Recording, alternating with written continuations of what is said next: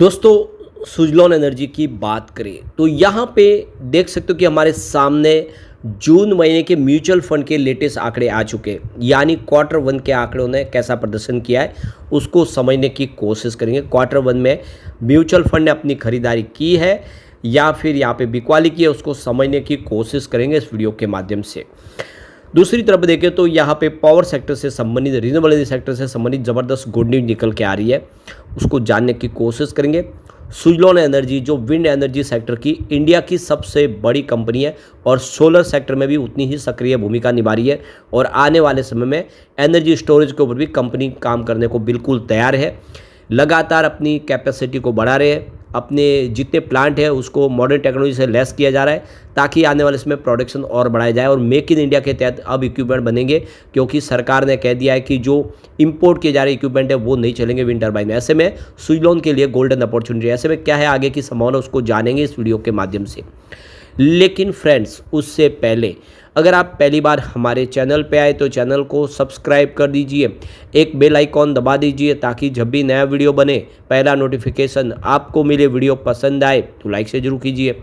चलो friends video start करते हैं। मैं हूँ आपका दोस्त एस बी दवे और हमारे अपने चैनल ऑनलाइन कमाई में आपका बहुत बहुत स्वागत है। तो सबसे पहले निफ्टी एनर्जी की बात कर ले तो आज 36,609 के स्तर पे आपको दिखाई देगा।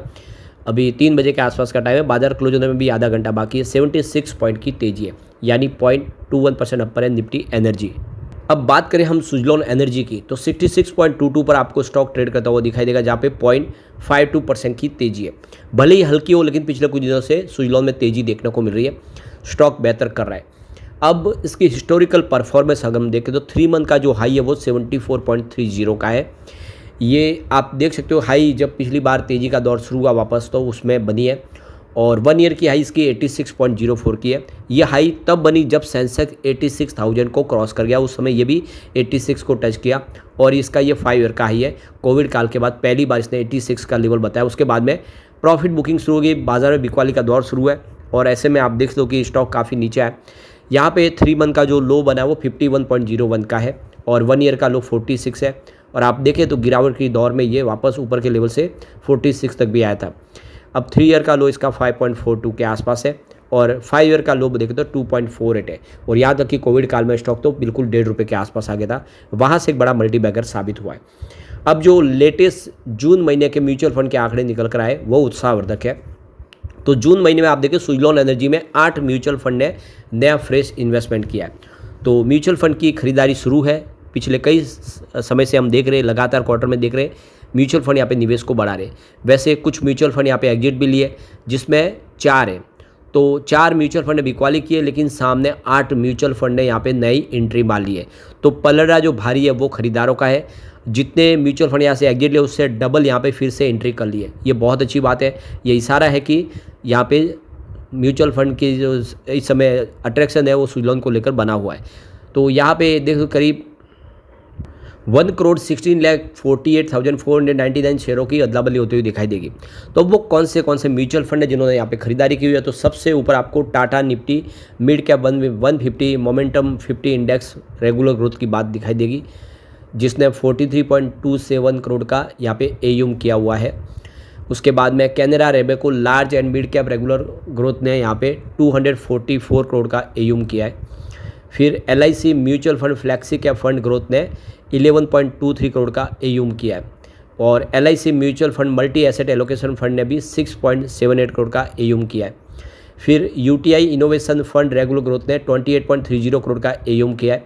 तो Canara Robeco flexi cap fund growth ने 90.40 करोड़ का एयूम किया है और Canara Robeco infrastructure fund growth ने 16.52 करोड़ का एयूम किया है।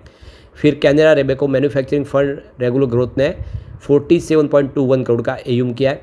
Canara Robeco multi cap fund regular growth ने 42.85 करोड़ का एयूम किया है। तो कैनरा ग्रुप के अलग अलग जो आप देख सकते हो कि जो फंड हाउस ने उसने काफ़ी ज़बरदस्त निवेश किया है म्यूचुअल फंड के माध्यम से सुजलॉन में। UTI Nifty India manufacturing index fund regular growth ने 0.44 करोड़ का इन्वेस्टमेंट किया है और कैनरा रेबेको फंड रेगुलर ग्रोथ का यहाँ पे 64.77 करोड़ का एयूम है। और भी बहुत सारे म्यूचुअल फंड ने निवेश किया है लेकिन सबको हम डिस्कस नहीं कर सकते क्योंकि उसकी वजह से वीडियो लंबा बन जाएगा। अब जो बड़ी गुड न्यूज़ निकल के आ रही है, उड़ीसा गवर्नमेंट ने बड़ा फैसला किया है। यहाँ पे देख सकते हो कि उनकी जो पावर की ज़रूरत है उसमें जो 33% योगदान जो है वो रिन्यूएबल एनर्जी के माध्यम से पूरा करेंगे 2036 तक, और आने वाले 50% 2047 तक का उन्होंने विज़न बना दिया है। यानी इन्होंने उड़ीसा ने विज़न 2036 और 2047 पेश किया, जिसमें ज़्यादा से ज़्यादा रिन्यूएबल एनर्जी को वो प्रमोट करेंगे। उड़ीसा इस समय देखें तो 5 ट्रिलियन रुपीज़ का यहाँ पे निवेश अट्रैक्ट करने को बिल्कुल तैयार है। इन्वेस्टमेंट काफ़ी सारा आने को तैयार है। तो 14% जो इन्वेस्टमेंट है वो ग्रीन एनर्जी इक्विपमेंट के लिए और 8% इलेक्ट्रिक व्हीकल के लिए रहेगा। तो उड़ीसा गवर्नमेंट ने इस समय बिल्कुल अपने लिए इस समय रिन्यूएबल एनर्जी के लिए दरवाजे खोल दिए हैं। इस सेक्टर से संबंधित कंपनियों के लिए एक बड़ा मौका इस समय उड़ीसा में दिखाई दे रहा है। हमने देखा है कि ज़्यादा करके जो रिन्यूएबल एनर्जी है वो चाहे गुजरात हो, राजस्थान हो, कर्नाटका हो या आंध्र प्रदेश, इस तरफ के जो बॉर्डर क्षेत्रों ने ही ज़्यादा अपनाया, लेकिन अब ये देख सकते हो कि नॉर्थ ईस्ट की तरफ से भी इसमें लोगों का रुझान बढ़ा है और दूसरे उत्तर भारतीय जो है राज्य वहाँ से भी अब यहाँ पे पॉजिटिव माहौल बनने लगा है। तो ये देख सकते हो फरवरी 2024 में पीएम सूर्य घर मुफ्त बिजली योजना लॉन्च की गई सरकार की तरफ से, और आप देख सकते हो कि 10 मिलियन हाउस होल्ड ने 2026-27 में अपनी यहाँ पे इस कैपेसिटी को प्राप्त करने के लिए यहाँ पे अपना एक योगदान दिया है, जिसमें 3 किलोवाट के सिस्टम 78,000 रुपये में इंस्टॉल किया जा रहा है। सरकार की तरफ से इसमें सब्सिडीज मिलती है।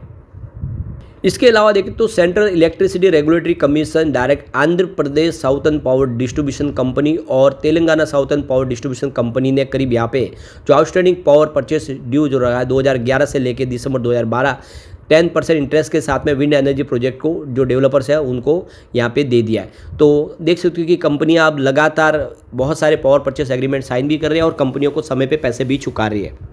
इसके अलावा देखें तो गुजरात के अंदर आप देखें तो यहाँ पे 24,000 मैट्रिक टन पर एनम के हिसाब से यहाँ पे aluminium solar frame manufacturing plant Rajkot में लगाया गया है।